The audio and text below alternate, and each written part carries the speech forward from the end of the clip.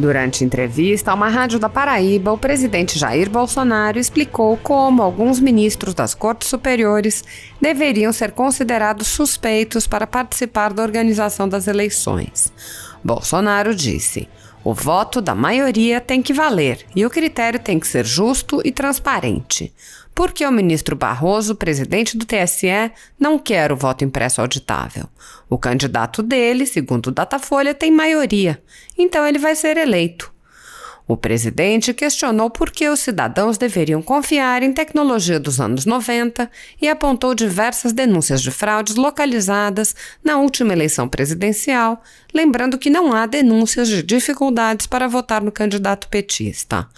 Bolsonaro apontou ainda o que pretende apresentar na próxima quinta-feira, relatando que os dados minuto a minuto do TSE nas eleições de 2014 apontam para uma impossibilidade estatística. Bolsonaro voltou a questionar os motivos do ministro Luiz Roberto Barroso para fazer campanha contra o voto impresso auditável. Ele questionou: por que o ministro Barroso não quer isso? Por que, após o Barroso se reunir com lideranças partidárias, a maioria desses líderes trocou os representantes na comissão especial para derrubar a PEC na origem? O presidente desabafou: é inacreditável. E explicou: eu estou falando de democracia, de transparência. Ele não. Por que eu tenho que acreditar na palavra dele? O presidente lembrou ainda que é um hacker preso em Belo Horizonte e perguntou: por que ele está preso se, segundo Barroso, não é possível entrar nos sistemas do TSE? No ensejo, o presidente Jair Bolsonaro foi enfático ao criticar a condução da CPI da pandemia, também conhecida como CPI do Circo, CPI da Cortina de Fumaça e Tribunal de Renan Calheiros. Bolsonaro salientou o passado duvidoso de Renan Calheiros e Omar Aziz, além de criticar o senador Randolfo Rodrigues.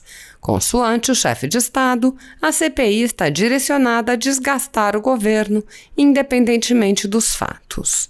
Assista. A sua leitura sobre essas manifestações pelo país, inclusive aqui na Paraíba também, em relação a essa questão das vacinas, quais foram os trâmites adotados pelo governo federal para a aquisição de vacinas contra a Covid-19 no Brasil? Olha, fala-se em atraso na compra de vacinas. Poderia ter sido feito o ano passado. Eu pergunto, onde tinha vacina para comprar o ano passado? Quero que qualquer pessoa me responda. Não tinha lugar nenhum no mundo. A primeira vacina no mundo foi aplicada no Reino Unido no início de dezembro.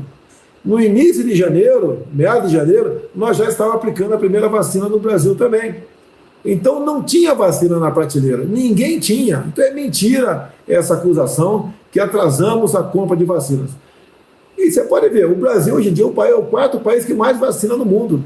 Fizemos lá atrás o acordo de transferência de tecnologia com a AstraZeneca. Nós, já daqui a poucas semanas, vamos começar a produzir o IFA no Brasil. Porque você não sabe ainda o prazo de validade de uma vacina. Alguns falam um ano e meio, está na expectativa, numa suposição. E nós, começando a fabricar vacina totalmente aqui no Brasil, não só nós teremos autossuficiência na mesma, para aplicar com regularidade, bem como poderemos vendê-la para outros países. Então a questão da vacina está indo muito bem, o Brasil se saiu muito bem. Quanto à acusação de corrupção, nós não compramos uma dose da vacina da Covaxin, uma dose sequer, não gastamos R$1 ou $1 sequer. Não justifica essa acusação de corrupção. O nosso governo é diferente daqueles que nos antecederam.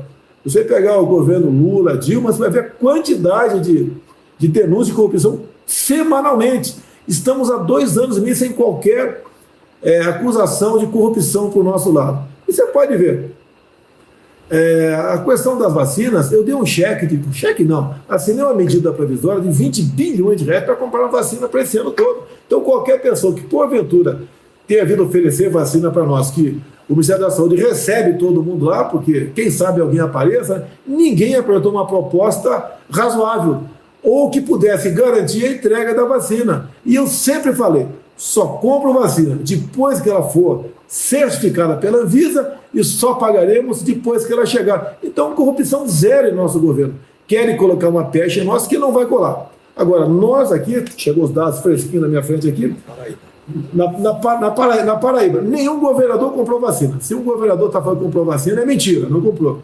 Nós enviamos para a Paraíba 2.800.000 doses e foram aplicadas 2.300.000. Então está faltando aí o governador, né, consolidar seus dados e concluir 500.000 vacinas no estado da Paraíba. E no Brasil todo, nós já distribuímos mais de 150 milhões de doses. É um trabalho excepcional feito pelo Ministério da Saúde, lá do Pazuello e do Queiroga atualmente. Estamos no caminho certo, o Brasil é um exemplo para o mundo e espero brevemente voltarmos à normalidade. Que nenhum governador, nem o do teu estado, né, continue com essa política de fechar, tirar o ganha-pão do trabalhador. Presidente, eu queria fazer duas perguntas de uma, na verdade elas têm correlação. O cidadão que em 2018 votou em Bolsonaro dizendo o seguinte: olha, Bolsonaro não vai fazer acordo com o Congresso, e hoje vê o presidente aí avançando, né, e fechando, trazendo inclusive para dentro do governo líderes daquilo que o brasileiro costumou chamar de centrão.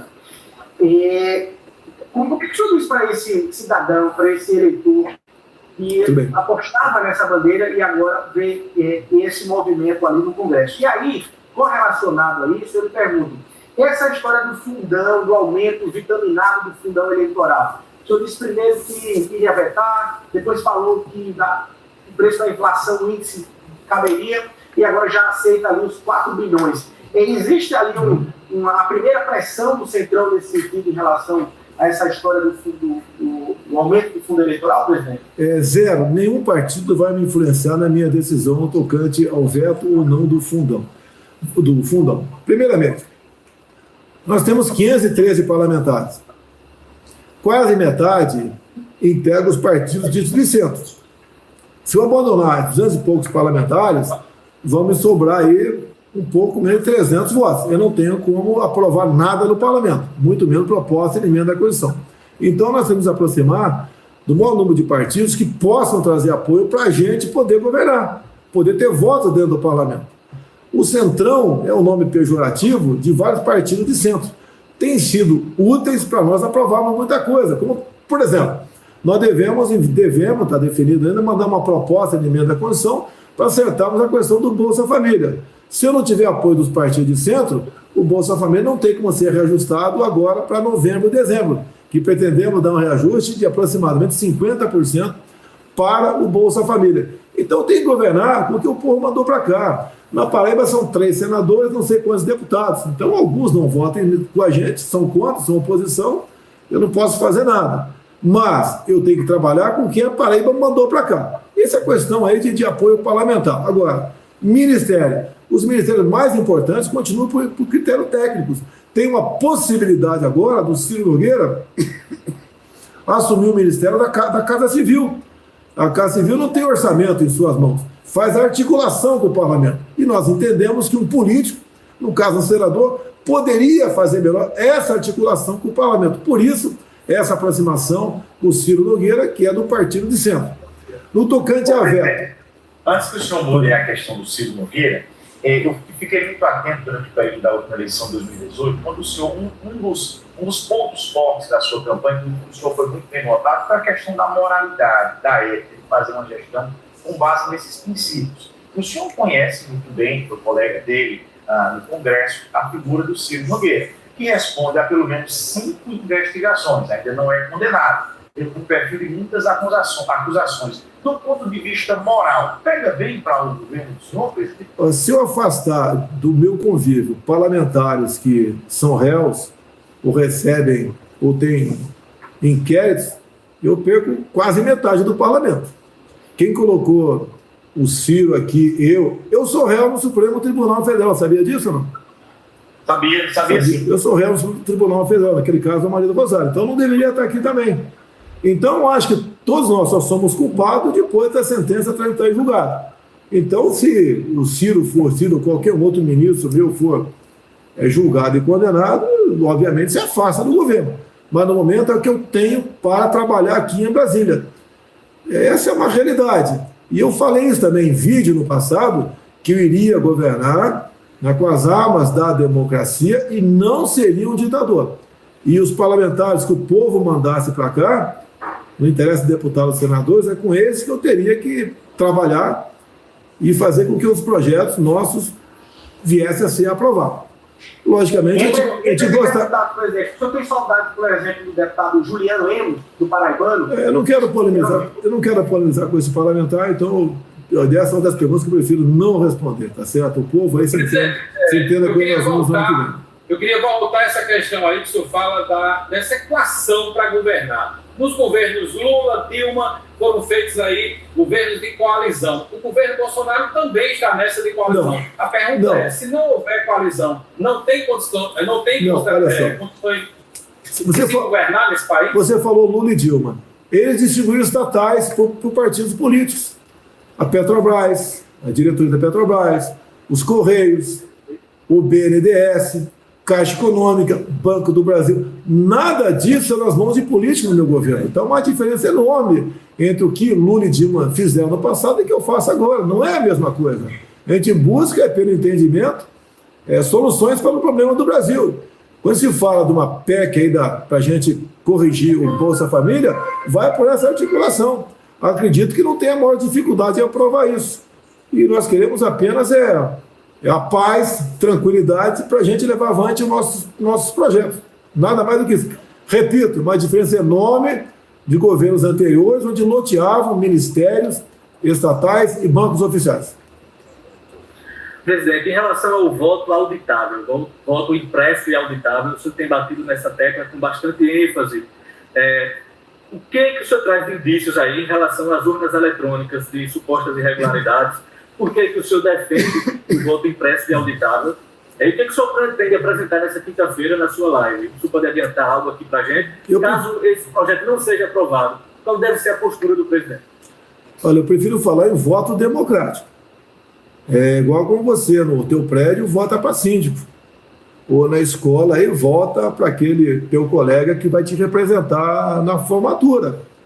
Tá? Então, o voto da maioria tem que fazer valer e tem que ser um critério justo, transparente. Eu responderia até a pergunta, por que, por exemplo, o ministro Barroso, do Supremo Tribunal Federal, e presidente do TSE, não quer o voto auditável? Ele tem medo do quê? Nós sabemos que a posição dele é de esquerda. Tá? O candidato dele, segundo o Datafolha, hoje em dia tem 49% no primeiro turno e 60% no segundo. Então está garantido a eleição do candidato dele. E com o voto impresso, auditável, ou prefiro chamar de democrático, é a certeza que ele vai ganhar. Geralmente... Mas desde 1996, o sistema é esse de urna eletrônica. O senhor foi eleito nesse sistema. Tem algum fato novo que faça com que o senhor seja tão enfático em querer mudar nesse momento, presidente? Bem, vamos lá. Você falou 96, né? Agências bancárias eram informatizadas. Você acha que a tecnologia para combater hacks, por exemplo, invasões na sua conta bancária, fosse a mesma de 96, você estaria protegido hoje no banco? Me responda. Não. Então é a mesma coisa. É a mesma coisa. Nós estamos com a urna de primeira geração ainda. Nada foi modernizado de lá para cá. Nada. E cada vez mais você vê as críticas no tocante, a pessoa vai votar e o nome do candidato, a cara do candidato não aparece. Ou aperta o número 1, já aparece o 13 em seguida. Você não viu críticas ao contrário. Você não viu vídeo de ninguém falar que foi votar no 13 e não apareceu ali o candidato com o número 13. Você tem exatamente ao contrário. Bem, nós devemos apresentar aqui, entre outras coisas, houve uma reação muito grande por parte das pessoas que iam fazer a apresentação, estão com medo, estão apavoradas de ter a sua cara exposta, né, e serem perseguidos. Então, uma pessoa topou fazer, uma só apenas topou fazer essa demonstração. A gente vai mostrar, por exemplo, no segundo turno das eleições de 2014, foi essa, Dilma, né? Onde essa pessoa fotografou minuto a minuto a chegada de votos aqui em Brasília. E isso ele fotografou por 231 vezes. Então, uma vez dava Aécio ganhando, a segunda Dilma, a terceira Aécio, a terceira Dilma, intercalando 231 vezes. Quer indício mais forte do que isso, que algo estava acontecendo por ocasião da totalização dos votos, isso por si só derruba qualquer outra tese. Tem muita gente que não acredita, não quero citar aí o nome de municípios, né, que não acredita que aquele cara ganhou. É a mesma coisa, eu sou bem recebido em qualquer lugar do Brasil, o outro não.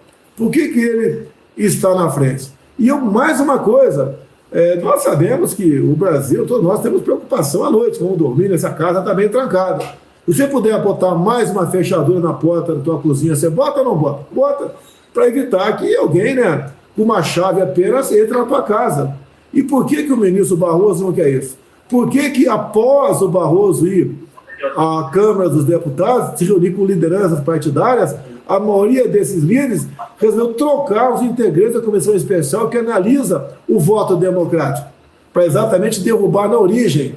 Olha, é mais uma segurança, é mais uma garantia de transparência, com uma tecnologia de 96 ainda. Por que eles não querem isso? É inacreditável. Eles deviam ser os primeiros a concordar conosco. E eu estou falando de democracia, eu estou falando de transparência, eles não. Por que eu sou obrigado a acreditar na palavra deles? Não tem fraude.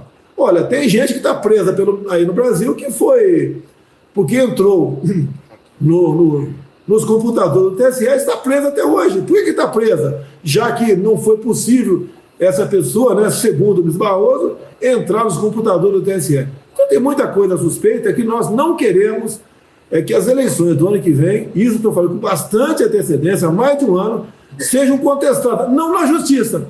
Porque, olha só, não na justiça. Porque a justiça não vai dar via de causa, porventura eu perder. Porque, olha só, quem tirou o Lula da cadeia, quem o tornou elegível, são os mesmos que vão contar os votos no ano que vem. O que é mais desconfiança do que isso? Se você, por exemplo, é juiz e chega uma ação do teu irmão para você julgar, você tem que se declarar impedido. Agora, os mesmos que tiraram da cadeia, os mesmos que o tornaram elegível, são os que vão contar os votos no ano que vem numa sala reservada no TSE. Quer suspeita mal do que isso? Bom, presidente, são 17 horas e 33 minutos. Nós estamos ao vivo em rede estadual para todo o estado da Paraíba. Em virtude da hora do presidente Jair Bolsonaro, cada colega vai fazer mais uma pergunta aqui para a gente finalizar essa entrevista com o presidente Jair Bolsonaro. Colega Luiz Torres. Presidente, falar aqui um pouco de Paraíba, pode até dizer aí quando é que tem alguma agenda, algum roteiro por aqui, mas especificamente eu queria perguntar sobre um nome chamado Romero Rodrigues, ex-prefeito de Campina Grande. Teve com o senhor recentemente uma passagem que o senhor fez aqui por Campina Grande, e até viajou, né, voou ali para Pernambuco, se não me engano, junto com o prefeito Bruno Cunha Lima, para a visitação de uma obra, e o senhor teria ali já mencionado ali Romero Rodrigues como um nome, uma opção ao governo do estado da Paraíba com o seu apoio.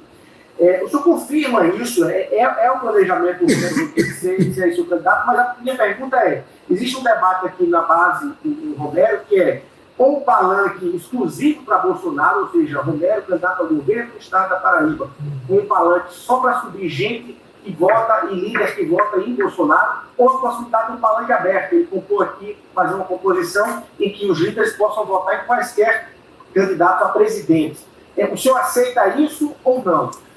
Essa discussão fica para o ano que vem. O que eu posso falar do Romero Rodrigues? Desde a primeira vez, se não me engano, aí, 16, 17, eu estive com ele aí em Campina Grande. Me tratou muito bem. Tivemos, na ocasião, uma festa junina que estava acontecendo aí. Me levou lá no Arraiá. Eu sou apaixonado pelo Romero e eu acho que a política em quase todos os estados, e Paraíba não vai ser diferente, vai estar polarizada. No caso aí, a situação, a extrema esquerda, né? Você sabe que é a esquerda no Brasil e no mundo. E um outro lado, mais o centro-direita, que passa aí pelo Romero. Então, o Romero é uma pessoa que eu gosto muito dele, eu acho uma excepcional pessoa, e, obviamente, a eleição na Paraíba passa, da minha parte, pelo Romero. Presidente, eu gostaria de recordar mais uma vez a CPI da Covid. O senhor tem sido acusado aí pelos seus opositores de negar a vacina, mas, no entanto, tem dito que o Brasil está entre os países que mais aplicaram doses no mundo. O que, na verdade, é fato ou fake nessa história toda, presidente? Olha, primeiro, quem são o G7, né, da CPI? Temos ali o Renan Calheiros, que dispensa comentários. A sua vida sempre foi marcada por muita coisa errada. Temos ali também o Omar Aziz. É só ver como é que ele é visto no seu respectivo estado. E tem ali o Randolfo Rodrigues, do Amapá. Então, são pessoas que dão oportunidade para picaretas ir na CPI e o que porventura eles venham a falar, eles assinam embaixo. O objetivo é desgastar. Eu pergunto, o que essa CPI fez de bom até agora para o país? Nada, a não ser me acusar de corrupção por algo que eu não comprei, algo que eu não paguei. E vou deixar uma coisa bem clara para vocês. Olha só, emenda de Omar Aziz e do irmão do Renan Calheiros, Renildo Calheiros, relator Randolfo Rodrigues. Eles queriam que estados e municípios comprassem vacina de qualquer lugar do mundo sem a certificação da Anvisa e sem licitação. Se com os respiradores já foi uma festa de corrupção no Brasil, bem como a Polícia Federal estima que 4 bilhões de reais, no mínimo, foram desviados dos recursos que nós mandamos para estados e municípios, imagine como seria a festa, alguns, não quero acusar todos, ou muitos governadores e prefeitos comprando vacinas a qualquer preço, não interessa a sua origem, sem passar pela Anvisa e mandando a conta para o governo federal pagar. Isso é um absurdo. Nós frustramos essa intenção desses 3 parlamentares. Em consequência, eles nos acusam do que tentaram fazer. Não vão pegar o nosso governo em corrupção, porque o nosso governo é honesto. E se porventura aparecer uma corrupção em qualquer ministério, nós seremos os primeiros a colaborar com a investigação. Presidente, em relação ao aumento do gás e da gasolina, o senhor vem criticando a questão do ICMS nos estados, né? Para a Paraíba, para a população que sente muito o peso desses aumentos. O que o senhor tem a dizer da parte do governo federal, o que pode ser feito em relação a esses aumentos que vão ser feitos? O preço médio do botijão de gás de 13 quilos, lá onde ele é engarrafado, R$ 45,00. Tá? Imposto federal, 0. Não tem imposto federal no gás de cozinha. Então, de R$ 45,00 chega para 100, 110 como? Basicamente é o ICMS. Imposto de Circulação de Mercadorias do respectivo governador de estado. Mais o preço do transporte, do frete, mais a margem de lucro quem está lá na ponta da linha vendendo isso aí. O preço do gás, então, R$ 45,00, poderia ser vendido, no meu entender, para 60, 70 no máximo. Depende se o governador colaborar nesse sentido. Porque o ICMS é dele. Eu zerei os impostos federais no gás de cozinha. Os governadores poderiam fazer a mesma coisa. No tocante à gasolina, eu posso falar cada combustível contigo. Estou tentando, via projeto de lei complementar, regulamentar uma emenda constitucional de 2001. Ela é de 2001. Onde diz que o ICMS de cada combustível deve ter o mesmo valor para todo o Brasil. Não estamos tendo sucesso nisso. Você pode ver a necessidade, temos o parlamento afinado conosco. Estamos, então, em conversação com o presidente da Câmara e mais lideranças. E agora entra o Ciro Nogueira nessa discussão também.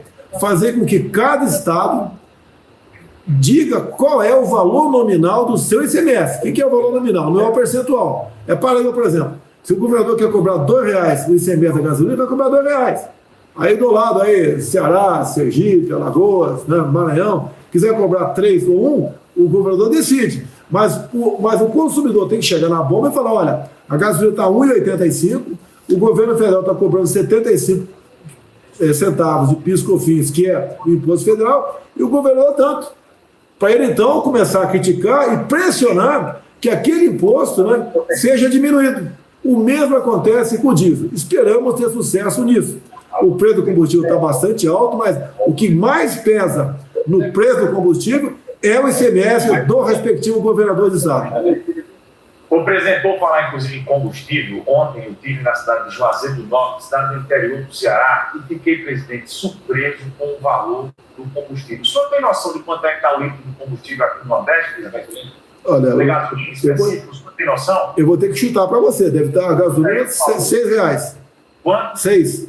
Estava 6,10 na cidade de Juazeiro. Eu abasteci meu carro com esse valor, 6,10. Gás de cozinha está 100, 110 aqui. Estou falando em relação a essa situação. Essa é a nossa realidade do povo nordestino, do povo brasileiro, que não aguenta mais tanto aumento, tanto imposto nessa carga tributária que o senhor se refere. Mas a minha última pergunta, presidente, que eu quero fazer da minha parte, é em relação à visita do senhor à Paraíba. O ouvinte que está acompanhando agora no estado da Paraíba fica questionando quando é que o presidente Jair Bolsonaro vai estar na Paraíba para anunciar alguma obra, alguma ação. Quando é que o senhor vem aqui comer um bode, uma buchada, uma galinha de capoeira? Quando é que o senhor fica por aí? Ou uma motocicleta. Uma motocicleta.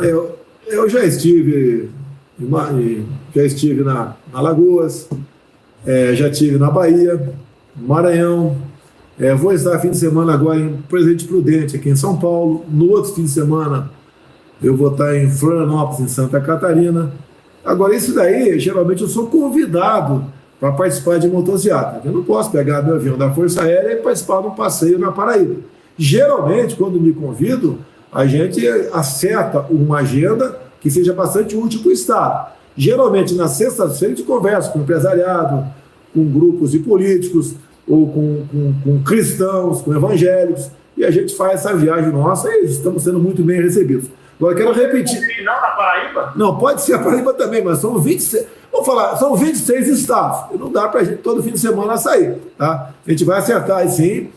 Então depende de convite de um prefeito local, tá? Do governador também. Quem sabe o governador quer me convidar aí, né? A gente não sabe. Passa. Quer convidar o seu vez? Bom, não tem problema. Convite ele pode fazer, não tem problema nenhum. Da minha parte, pode ter certeza que nós temos o que apresentar para o Estado. Agora, repito. Você fala o gás de cozinha 110. Para nós aqui, sai da Petrobras a R$45. Então, são R$65 de imposto e outros frete e margem de lucro. Então, tem como acabar com... Tem como diminuir essa carga tributária? Eu não tenho como... maiores do planeta? Eu não tenho como reduzir a carga tributária do Estado. O Estado tem independência. O governador da Paraíba bota aí o valor que ele bem entender. Então, eu sugiro aqui, vocês mesmo podem ver, que cada estado hoje em dia é um percentual, né? Ver quanto... Não é apenas o percentual, porque às vezes o governador cobra ICMS no percentual total na ponta da linha, e não no preço que sai lá onde está sendo engarrafado o bojão de gás. É a mesma coisa a gasolina. O preço médio da gasolina está R$ 1,85. Está mais de 3 vezes na ponta final e na Paraíba. Então, vê quem é que está realmente abusando no preço dos impostos. Presidente, essa reforma tributária que está aí, ela é boa para o Brasil, na sua avaliação? Pelo que o senhor já se debruçou nela, ela é boa ou ruim para o Brasil? Olha, o objetivo principal é simplificar.